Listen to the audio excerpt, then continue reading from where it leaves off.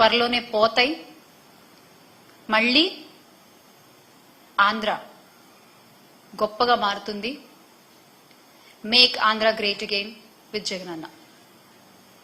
జై జగన్. ఆ ధైర్యం నింపడానికే ఇవాళ నేను మీ ముందుకు వచ్చి మాట్లాడుతున్నాను.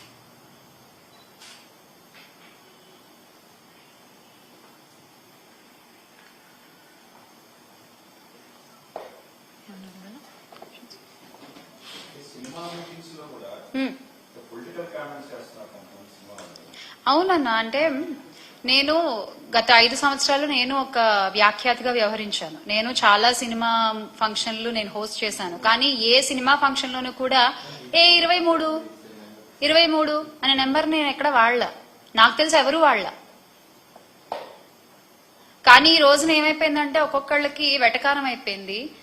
ఏమవుతుందిలే, ఏం చేస్తారులే అని చూసుకుంటున్నారు. కానీ ఈ రోజున కాకపోతే ఇక్కడ ఒక విషయం చెప్పాలనుకుంటున్నా నేను. వీళ్ళు చేసేటువంటి వెటకారపు మాటలకి, వీళ్ళు మాట్లాడేటువంటి ఆ వాగుడికి పాపం 100 మంది పనిచేసినటువంటి ఆ సినిమా చచ్చిపోతుంది.